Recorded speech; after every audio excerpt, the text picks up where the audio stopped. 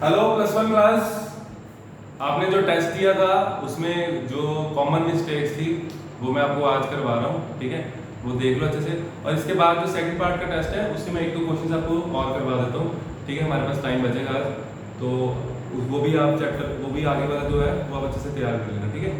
तो देखो, जो हमारे पास फर्स्ट क्वेश्चन था, first question was given example of each of homogeneous and heterogeneous mixture. तो ठीक है, ये तो आपको पता ही था, जैसे कि सैंड एंड वाटर है, sand and water is a heterogeneous mixture, ठीक है। और होमोजेनियस मिक्सचर हम लेते हैं शुगर इन वाटर, ठीक है। पार्टिकल का साइज जो होता है वो छोटा होता है, ठीक है। मिल्क को आप, मिल्क जो होता है, मिल्क को आप हेटेरोजेनियस मिक्सचर कह सकते हो, ठीक है। लेकिन मिल्क कोलाइडल होता है, इसलिए हम इसको इधर नहीं लिखेंगे, ठीक है। कोलाइडल सस्पेंशन हमने पढ़ा हुआ है, वो अलग क्लास होती है। Milk appears to be of homogeneous but actually is of heterogeneous nature, ठीक है। तो इसका इसमें मत लिखना।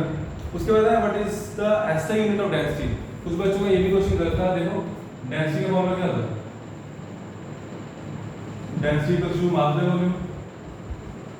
कुछ बच्चों ने बहुत अच्छे से टाइम किया है, पहले फॉर्मूला लिखा है, फिर इसके ऐसे यूनिट्स लिखे हैं, फिर इसके ऐसे यूनिट्स लिखे हैं, तो यूनिट्स आगे केजी पर। आप लोगों ने फिजिक्स में भी किया है, मेरे को सब दिख रहा था उसका भी, ठीक है। Very good. Which measurement is more precise, 4.0 ग्राम और 4.0 ग्राम और 4.00 ग्राम? कौन सी वैल्यू ज्यादा प्रिसाइज मानते हो? ये सिग्निफिकेंट फिगर्स ज्यादा है इसमें, ठीक है। More the significant figures more precise is the value. Clear? Next question, calculate the number of atoms in 32U of helium. देखो 32U, ठीक है।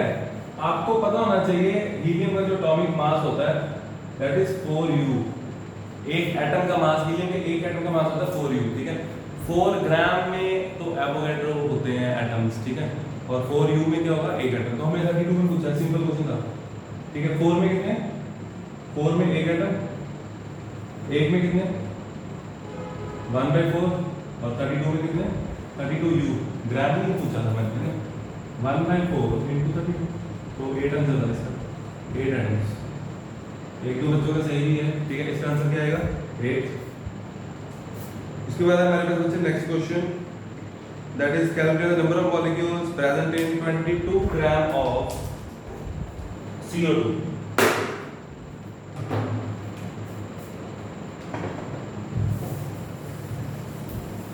क्या बताया मैंने? Calculate the number of molecules in 22 gram of CO2, ठीक है।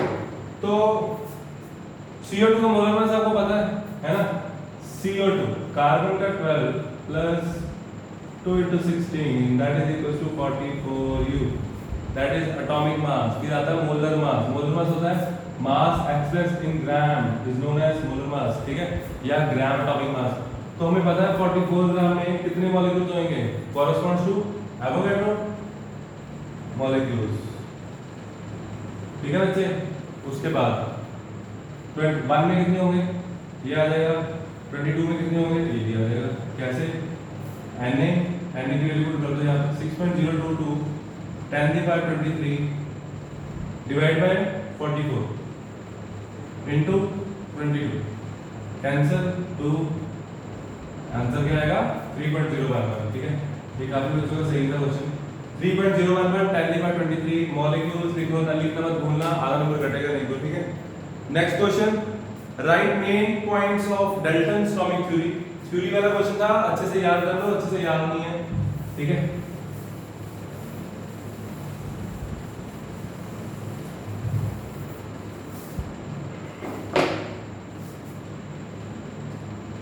Calculate the percentage of carbon, hydrogen and oxygen in ethanol.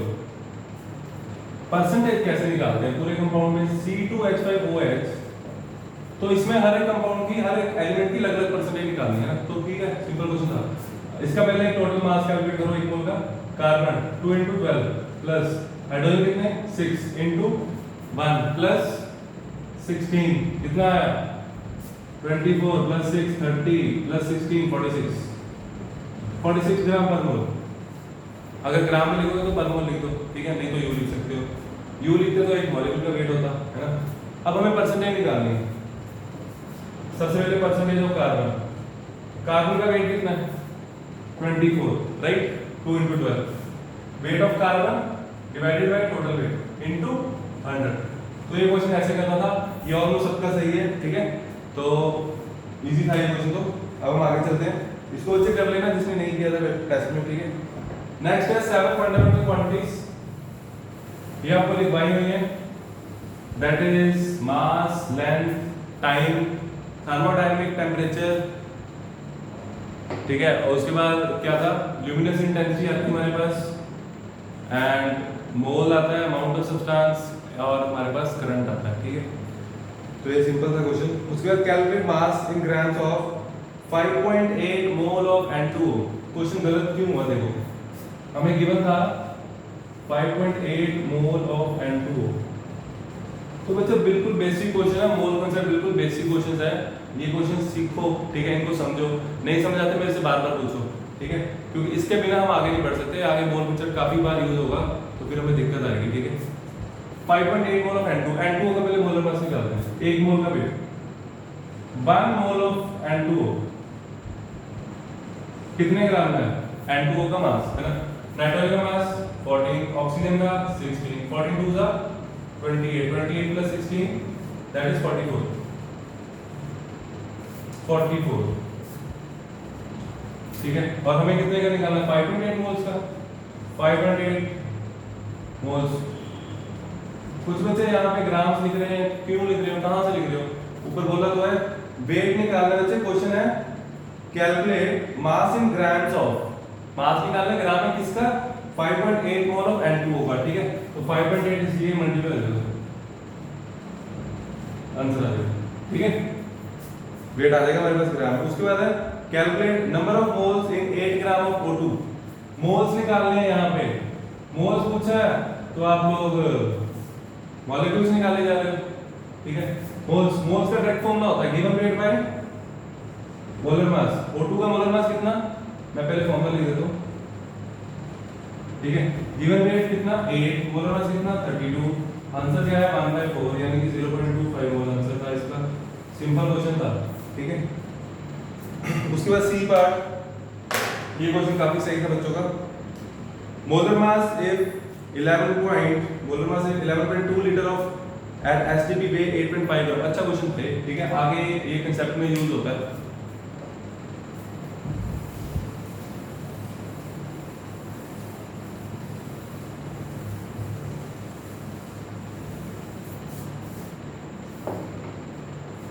Number of molar mass, if molar mass निकालना है if 11.2 litre at STP weight 8.5 gram, ठीक है, 11.2 का जो wait है 11.2 litre gas का वो 8.5 है, अच्छा क्वेश्चन था ये। और अगर 22.4 में जो वेट होता है वो क्या होता है, मोलर मास के, ठीक है, तो 22.4 का निकालो, हमें पता है एसटीपी पे एट एसटीपी एनी गैस, कोई भी गैस हो, ऑक्युपाइज कितना वॉल्यूम ऑक्युपाई करती है 22.4 लीटर, ठीक है, तो क्या आ गया हमारे पास 8.5 डिवाइड बाय 11.2 इनटू 22.4, ठीक है आंसर 270। आप बच्चे ये भी बता सकते हो तो कौन सी गैस है ये, फ्लोरीन है मेरे हिसाब से, फ्लोरीन F2 का मोलर मास आएगा 17, ठीक है। ये वैसे प्रैक्टिकल क्वेश्चन है, ठीक है, एग्जैक्ट मोलर मास फ्लोरीन का हो सकता है इससे ज्यादा हो, ठीक है। उसके बाद है हमारे पास last question, a compound contains 4.07% hydrogen, 24.27% carbon and 71.67% 65% chlorine, it's molar mass दिया हुआ, सिंपल क्वेश्चन था, देखते हैं करते हैं इसको।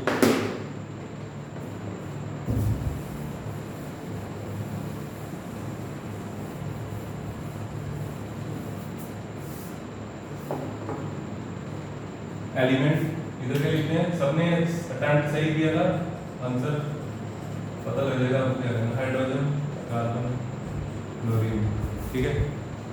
हाइड्रोजन की परसेंटेज 4.07, कार्बन की परसेंटेज 24.27, क्लोरीन की परसेंटेज 71.6, ठीक है जी। एलिमेंट आ गया, परसेंटेज आ गई, एटॉमिक